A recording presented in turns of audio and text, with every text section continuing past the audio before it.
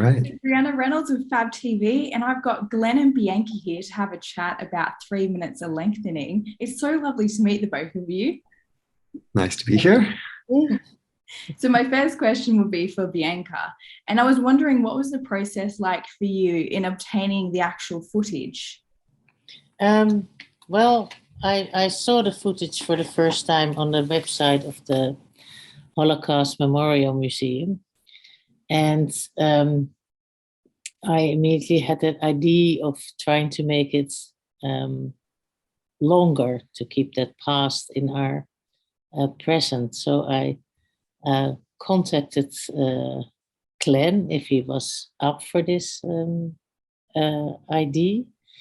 And he was cautiously interested, but he asked the museum to give us access to the footage, and they did. So that's how it started. Oh, wow. And Glenn, for you, what was your initial motivation in writing the book? And can you explain your specific link to the footage? Because it's very beautiful. Well, my grandfather shot the footage in 1938. He was born in Poland, came to the United States as a small child. I'm pretty sure he had no recollections of where he was from. And now at age 50, having sort of made good in America, he took this grand tour of Europe. And on that trip, visited the town where he was born. And that's where he made this film. So the film sat in the closet for like 70 years. I mean, we probably watched it when I was a kid. I have vague recollections of it, but nobody thought anything of it other than, oh, grandma and grandpa's vacation video. But when I saw it as an adult for the first time again, it was in 2009, I immediately recognized that this was something of profound historical importance, that this documented this town 1 year before World War II. It was a predominantly Jewish town, and almost certainly, well, without question, this is the only moving imagery of this community, and very possibly the only images at all of many of the people who appear in it.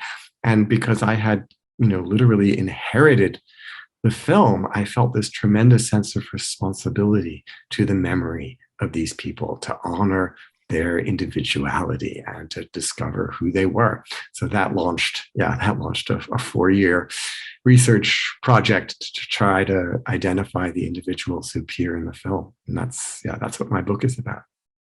Wow, that's such an incredible journey for you to look into and share with everybody. Bianca, for you, how important was it for you to tell, Glenn's story of the 3 minutes of footage? What does that mean to you? Well, for me, it's a kind of testimony also to the power of film and photography as a medium, because that culture of the Jewish people of Nasielsk was erased. And only in this footage we can see something back of it. So to preserve that, to investigate it, to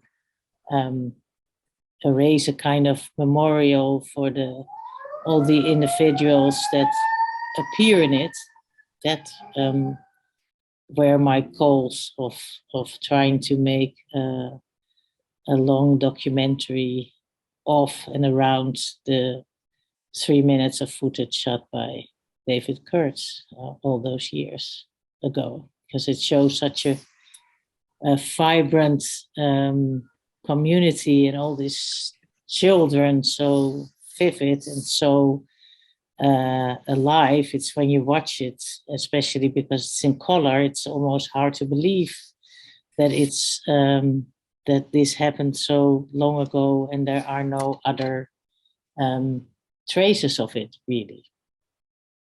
Yeah, it's incredible. Glenn, can you share with us how you and Bianca first met? And do you recall that moment when you first were like, oh, wow, this is something that we're going to do and we're going to share? Well, yeah, Bianca had found a notice, I guess, about my book on Facebook, she mentioned, and had this idea for the film. So she wrote me an email. And I mean, honestly, I had received a number of emails from people who were interested in using this footage. It's very striking, and especially because it's in color, it's very unusual. And it still pops up in documentaries all the time when I have no idea. But I was very cautious, as Bianca said, that, I felt so protective of these individuals because I think Holocaust footage, or footage of pre-war Jewish life in Poland, when you don't know what it is that you're looking at, is sort of becomes this springboard for people to imagine things. Oh, what it might have been like, what it could have been like. And there's a tremendous kind of sentimentalizing of Jewish life in Poland before the war. And I didn't want to do that. I was very, very specific that I wanted to focus on these individuals and the complex modern lives that they were leading. How much of that is recoverable? So, when Bianca wrote to me, I was like, well, okay, let's talk some.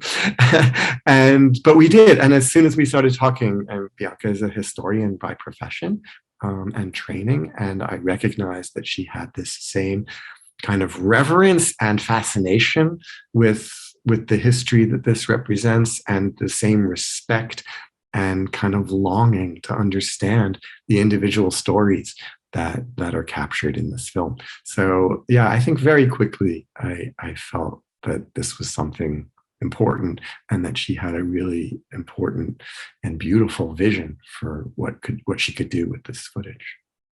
Mm. And Bianca, for you, what was it like having Helena Bonham Carter narrate the documentary? What was that like, and how did you get her involved? Well, we rang her, thanks to my husband, who knew her. And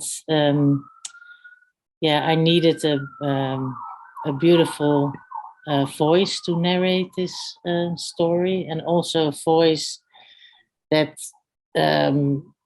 gives you the sense that you're going on a journey of discovery together, and not that it is some voice from above who will very authoritarian tell us what we see. So, and I think that's what she did really, really well. Yeah. And Glenn, for you, how much say did you have in the final film? Did you get to collaborate, creatively with Bianca on the project?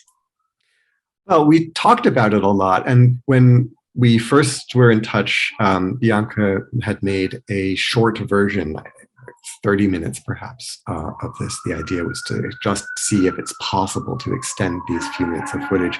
And so we did talk quite a bit about it, but the editing and the sort of the artistic vision was really Bianca's. A lot of the information in the film comes from the book and comes from our conversations, but the handling of the footage itself was Bianca's idea. We, of course, shared our insights a great deal. Like, oh, did you see that, that image or that moment or that expression that someone makes? And like, did you see that person? But, there's a lot of excitement in really, really digging into these images, because it's so full. There's so many people, and everyone's, living. Everyone's making expressions, having responses, saying something or nudging or shoving their neighbors, so there's just so much going on always. And I think we had a lot of conversations to kind of point those things out to each other. No, it was great collaboration with Glenn, and also with the editor. I don't think we three all watched it all over and over and over and over again, and shared our insights of it with each other. And it's also, it's great that you can share your fascination with such a subject with other people, and bounce off each other's knowledge and insights and ideas. So that was the best part of making this. Yeah. And Bianca, what do you hope audiences will take away from seeing the documentary? I think that what is usually abstract in thinking about something as big happening as the Holocaust that you can bring it to the level of individuals, that you can see it didn't happen to some abstract number of people that were murdered. No, this person was murdered, and that person, and that girl with the short hair, and that woman who doesn't want to be in the image, and that boy that smiles at the camera, and so and so and so on. So that gives you a real sense of the lives that were lived and that were all erased. That is, you know, and it also hopefully works for the viewer as a partaking in the making of some kind of memorial for all those individuals that we see in the footage. Yeah. And last question for you, Glenn. What do you hope audiences will learn from you sharing your family's footage with everybody? Well, a specific answer is, as Bianca said, that, you know, I want people to see this film and to understand, you know, we concentrate so often on how these people were killed and on their deaths. And what the film shows is them living. And I think if we forget that they lived while in focusing on how they died, then in a sense we perform a kind of erasure as well, that we erase the most important thing, was that they were living, complex individuals. So I hope that emerges from the film. And at the same time, this was just some vacation footage that my grandfather took. You know, he didn't think that it was something historic when he shot it. He was documenting what he and his wife and friends did over their summer. And, you know, I think that kind of little silo, oh, it's just vacation footage. So much of what we make today in our videos, we think of the same thing. Oh, it's just me and my friends goofing around or whatever. But it also has historic significance, or will at some point. And every family has documentation that contains depth about the era in which it was taken, that is really present nowhere else. You know, ordinariness is one of the rarest things that's documented. We document what's special. But the ordinariness of everyday life is something that's so hard to grasp a year later, to say nothing of a generation later. So I hope people in the larger sense will also recognize that this is true of their documentation. Yeah. Well, congratulations on such an eye-opening documentary. I absolutely loved it, and I can't wait for audiences to see it. And thank you for chatting today. It's my pleasure. Thank you.